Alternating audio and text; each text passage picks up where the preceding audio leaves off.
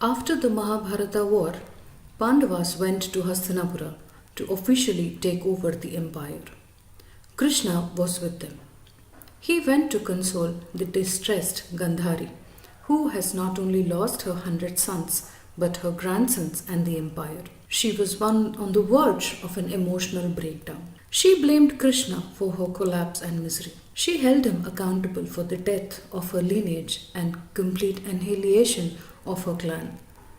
It was Krishna who fueled the enmity between two claimants of the throne and completely destroyed Gandhari's family. Thus, as an outburst of a mother who lost her sons, and as a grandmother who lost her grandchildren, and as a mother of a widowed daughter, and as a sister, she cursed Krishna that, like hers, even his clan and close associates will perish, and his entire lineage will be destroyed along with his kingdom. The power of words, especially uttered in pain, can destroy what great battles or famines or floods can't.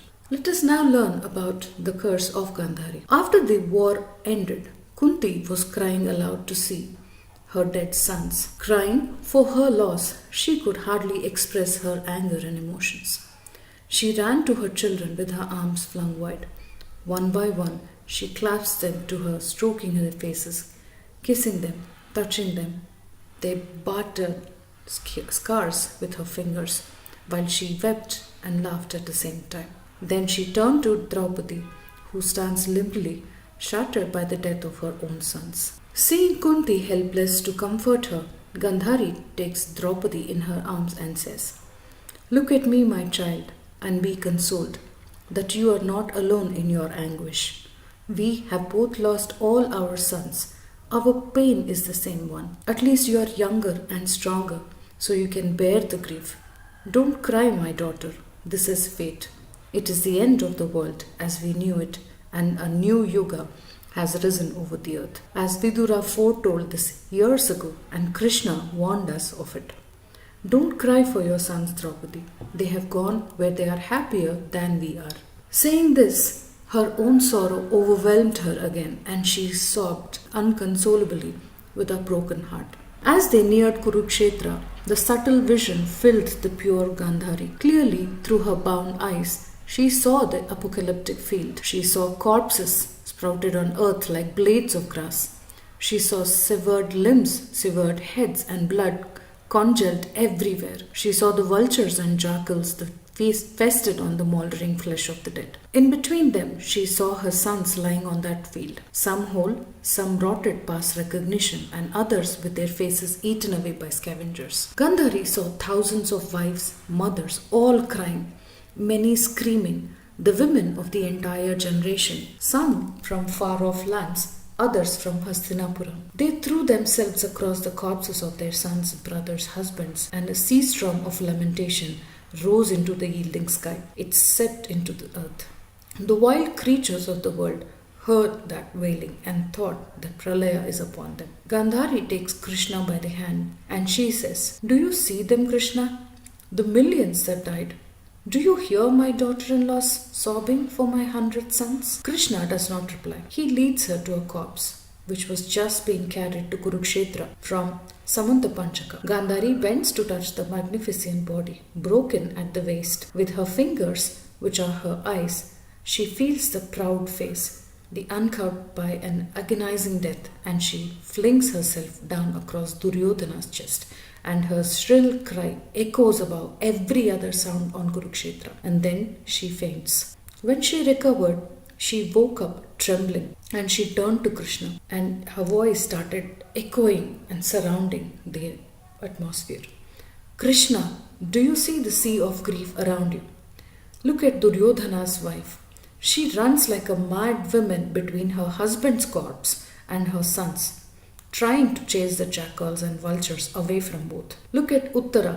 Can you hear her sobbing as she lies across what remains of Abhimanyu? They were married just a while ago, and now she's a widow. That is far from all. 1,000,000 widows, 1,000,000 bereaved mothers moan on the fields of death, Krishna." Karna's quiet wife sobs softly over her husband's headless body.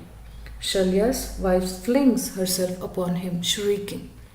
If anything can be worse than the war of Kurukshetra, it is the spectacle of the women mourning their dead.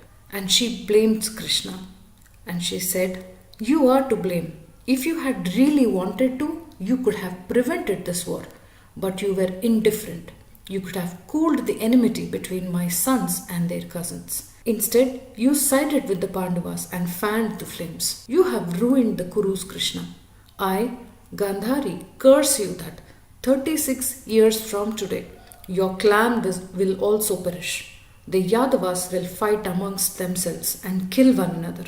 Every man of your clan and your women will weep then, even as we do today. As for you, you will wander the earth, friendless and lonely, and you will die a common death, without glory. I curse you, Krishna, I curse you for the death of my sons." A hush falls around them. Gandhari, the queen of Tapasya, and her curse cannot fail. Saying this, she silenced herself. Krishna smiles imperturbable. He says, "Mother, your curse is merely the course of fate. For only the Yadavas can kill the Yadavas. And if they are not killed, they will overrun the earth. They are my own people, and not men or the Devas can even harm them. I thank you for your curse. It is a blessing for the world. And now your anger has been exercised.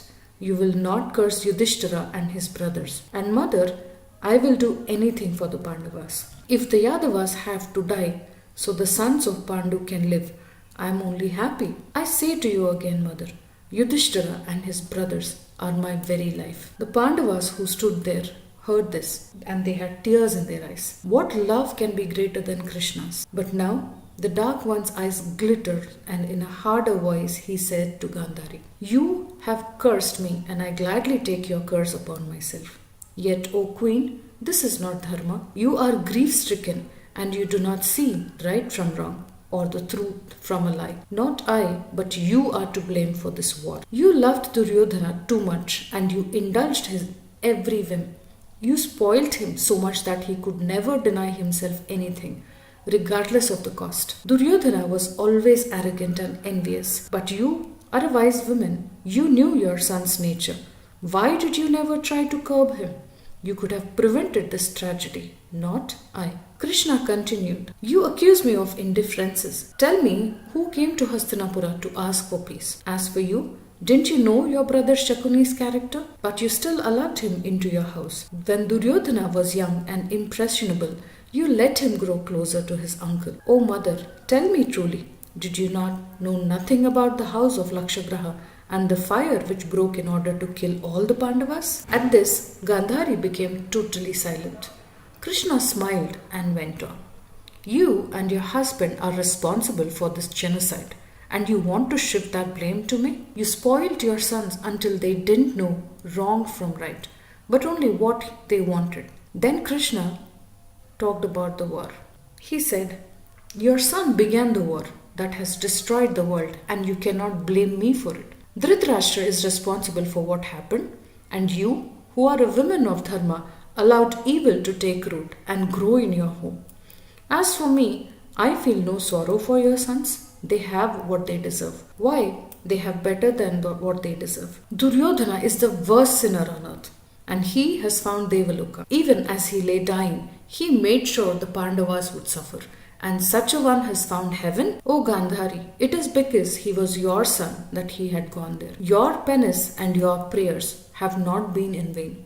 Your sons are with gods right now, mother. I beg you, set aside your anger, and in the knowledge that your princes, who deserve the cruelest hell, have attained heaven and they are in paradise right. Oh mother, you told me about your final conversation with Duryodhana. When he asked, you said, 'Bless me, mother, and I will win the war.' And you replied, 'My son, victory will be only where there is dharma. Your cause is not just. You cannot win this war. But I bless you that you will die a glorious death and thus find Swarga for yourself.' Those were the bravest and the most trustful words any mother could say to her son. Gandhari was not weak like her husband. She was a very strong woman. So Krishna convinces her and makes to see her reality, that she should not try to blame him for what happened. She also convinces him to face the reality, accept the sorrow as a punishment. Krishna speaks as to a favored child gone astray. Gandhari was speechless at what he says.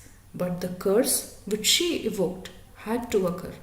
Thus is the story of the curse of Gandhari, which ended up in the destruction of the Yadava clan, and the curse killed Krishna.